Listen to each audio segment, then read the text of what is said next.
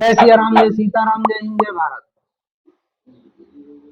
आज मैं आप लोगों का वर्ब का जितना भी कुछ है मेरे ज्ञान में, मैं आप लोगों को वर्ब के बारे में एकदम डिटेल से डिटेल समझाने वाला हूं।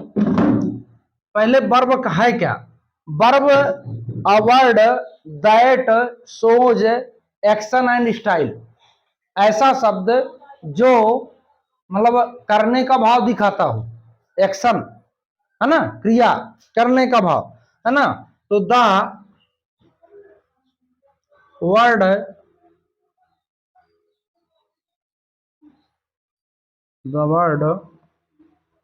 दैट शोज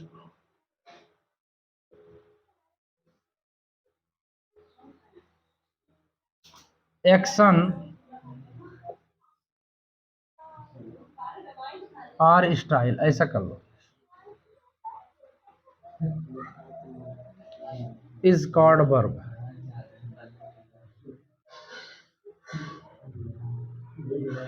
मतलब ऐसा शब्द जो क्रिया, एक्शन मतलब क्रिया है ना, क्रियाकलाप को दिखाता हो, करने का बोध कराता हो, तो उसको वर्ब कहते हैं। वर्ब वैसे मेन दो प्रकार के होते हैं। पहला जैसे मेन वर्ब होता है, पहले देखना समझना। अभी मेन वर्ब, मेन वर्ब मतलब जैसे वह जाता है, वह जाता है, तो जाता है शब्द जो है मेन है, तो गो मेन वर्ब हो गई। अब वह जाता है अगर इसमें लगाओगे मतलब नहीं, वह जा रहा है ऐसा समझो, वह स्कूल जा रहा है, तो जाना तो मेन हो गया गो, लेकिन उसके सपोर्ट में जो वर्ब आया इज, उसी को हेल्पिंग वर्ब या ऑक्सिलरी वर्ब कहते हैं, है ना। तो मेन वर्ब की समझ में आया ना, जाना, खाना, पीना, रोना, धोना, ये सब मेन वर्ब में है ना। ऑक्सिलरी वर्ब का मतलब है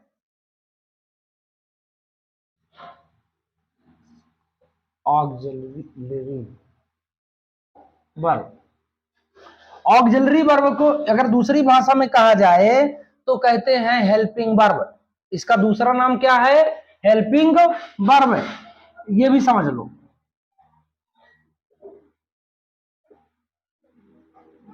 वर्ब ठीक समझ में आया? तो मेन वर्ब समझ में आया, जाना, खाना, पीना, रोना, धोना, उड़ना, है ना, मारना, पीटना, ये सब मेन वर्ब है। अब इसके सपोर्ट में जो आता है उसी को ऑक्सिलरी वर्ब, ऑक्सिलरी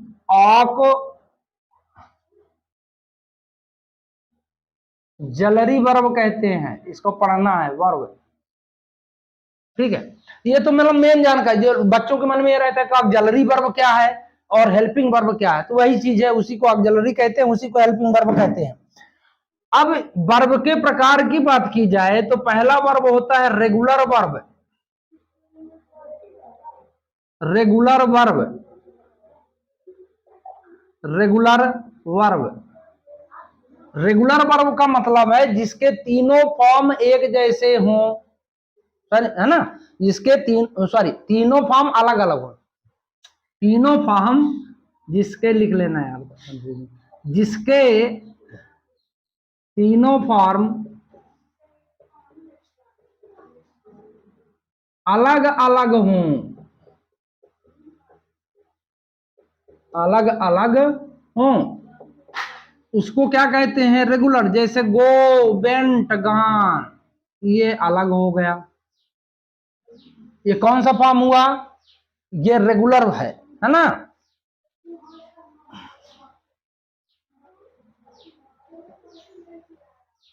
अब दूसरा देखो, इरेगुलर। दूसरा क्या है?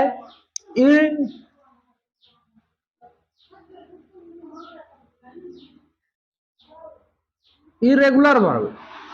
इरेगुलर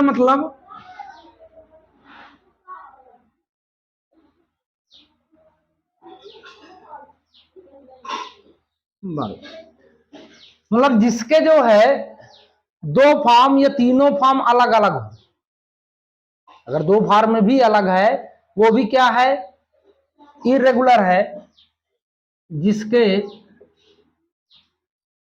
वो सॉरी सेम हुआ, जिसके दो या तीनों फॉर्म एक जैसे हों,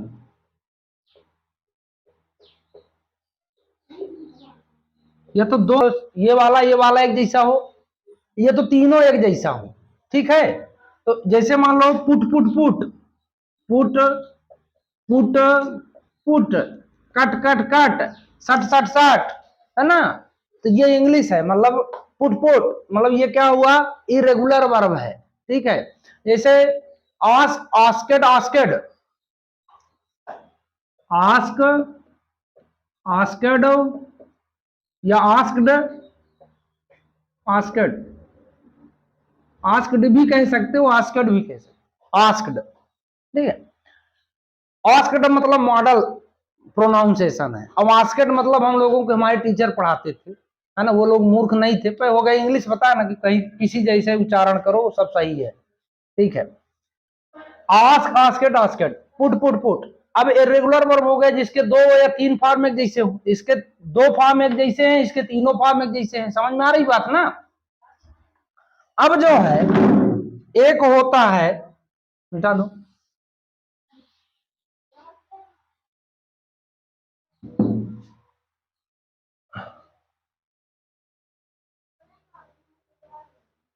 ट्रांज ट्रांज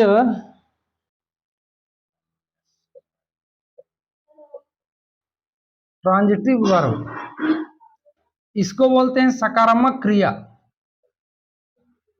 सकारात्मक क्रिया। सकारात्मक क्रिया का मतलब है कि जिसके साथ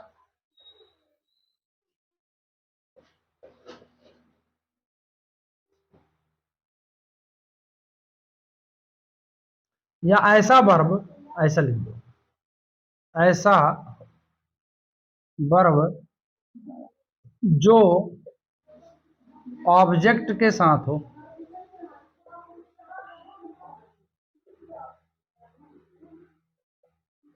है ना, ऑब्जेक्ट उसके साथ जुड़ा हो।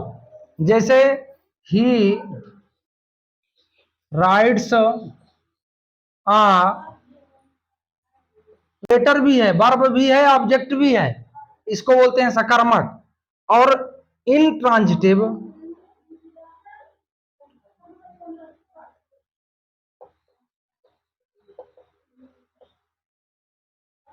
इसको बोलते हैं आक्रामक,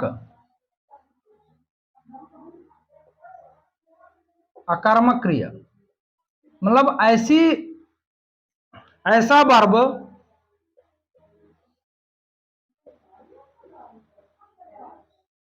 जो ऑब्जेक्ट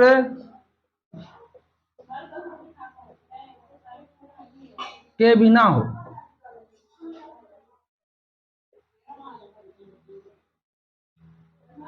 बिना हो मतलब ऑब्जेक्ट के बिना हो, मतलब जैसे राम गोच,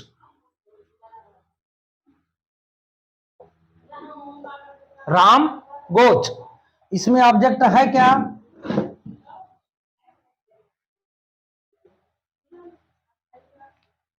ठीक।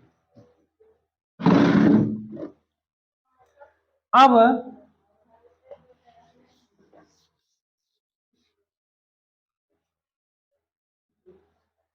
एक होता है वीक वर्ब,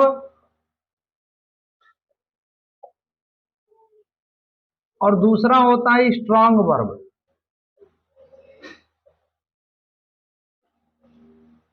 स्ट्रांग वर्ब,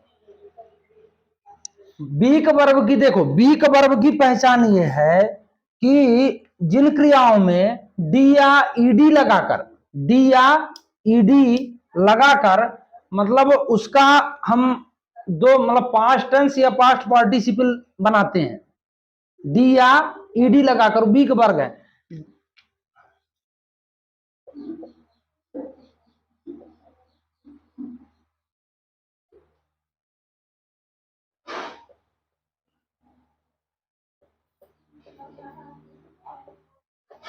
जिसमें डी या ईडी लगाकर,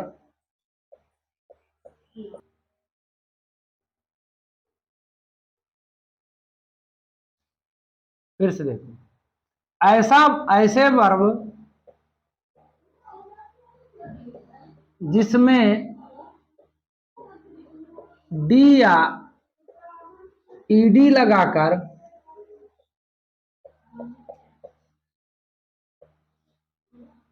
सेकंड और थर्ड फॉर्म बनाते हैं, सेकंड और ज्यादा समझ जाओगे इसे, थर्ड फॉर्म बनाते हैं।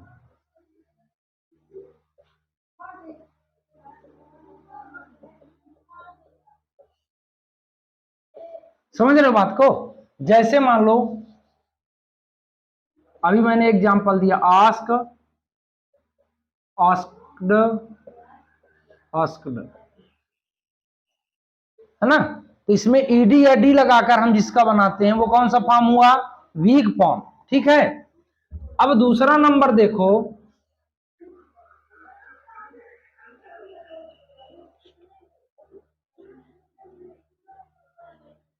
Strong verb.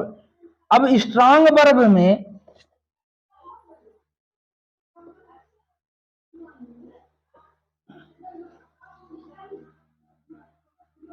ऐसे वर्ब जिसमें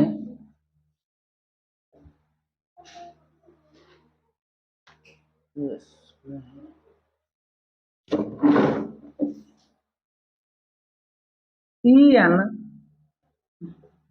NE या N जोड़कर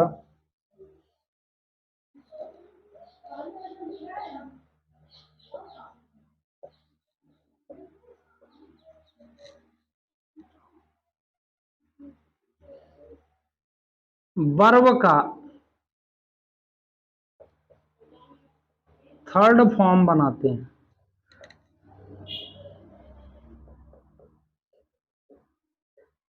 है ना? जिसके वर्ब के थर्ड फॉर्म में EN, NE या N जुड़ा हो तो जान लो कि ये 100% स्ट्रांग वर्ब है। जैसे एराइज, एरोज, अराइजन या एराइजन भी कहते।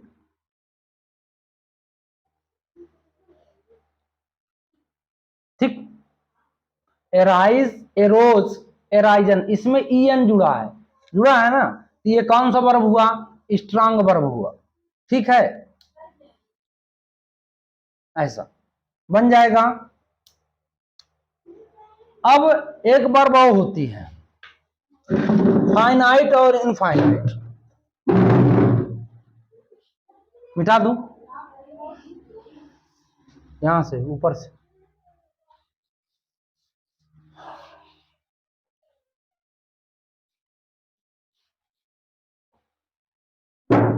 देखो ये लास्ट इसका डेफिनेशन है, मतलब मैं पूरे वर्ब का हमने आज पोस्टमार्टम कर दिया। फाइनाइट वर्ब, फाइनाइट वर्ब वह वर्ब होती है जो सब्जेक्ट के पास में होती है, जो सब्जेक्ट के पास में होती है। एग्जांपल दूंगा भी, पहले लिख लो। जो सब्जेक्ट के पास हो। और इनफाइनाइट, इसको क्या पढ़ोगे? फाइनाइट।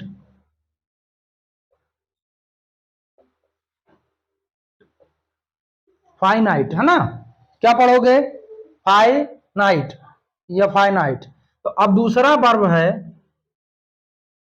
इन फाइनाइट वर्ब। इनफाइनाइट वर्ब में जिसमें देखो, जिसमें टू लगा हो, इनफाइनाइट वर्ब में टू लगा होता है ना? क्या लगा होता है? टू।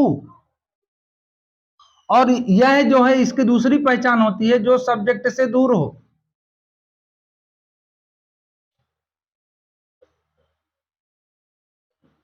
अभी ना समझ में आ रहा होगा, एग्जांपल दूंगा समझ में आ रहा है। इसकी दूसरी पहचान क्या है? इसमें टू लगी हो, टू लगा होगा। क्या लगा होगा? टू लगा हो।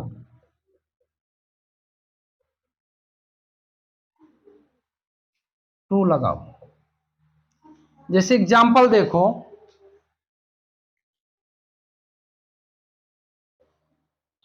Ram goes to market, Ram goes to market to buy some pen. Ram goes to market to buy some pen. ठीक है, तो देखो सब्जेक्ट क्या है, राम है, बड़े अच्छे से समझना। सब्जेक्ट क्या है, राम है, और राम के पास क्या है, गोज। तो गोज कौन सा वर्ब हुआ, फाइनाइट या फाइनाइट। ठीक है, तो ये कौन सा वर्ब हुआ, फाइनाइट वर्ब। ठीक, अब इसमें टू भी लगा है और ये राम से दूर भी है, दोनों पहचान इसमें आ गई। टू भी लगा है और सब्जेक्ट से दूर भी है, तो ये हो गया इनफाइनाइट।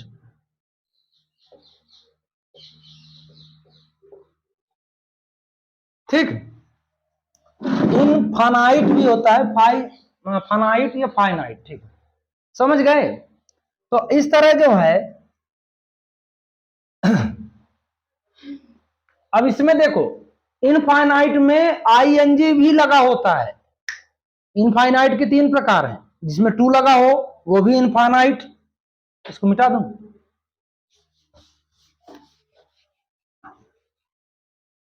देखो इनफाइनाइट मतलब इसमें टू प्लस भी वन हो, ये इनफाइनाइट हुआ पहला। दूसरे में जैसे मान लो V one plus I N G, जिसको जेरेंड बोलते हैं, जेरेंड भी पढ़ाऊंगा। V one plus I N G, इसको वैसे कहते हैं जेरंड। ठीक है, जीरेंड, जीरेंड भी इनफाइनाइट वर्ब की तरह कार्य करता है। ठीक है, और पार्टिसिपल वो भी आता है पार्टिसिपल वर्ब में, तो मतलब दो ही पार्टिसिपल भी है।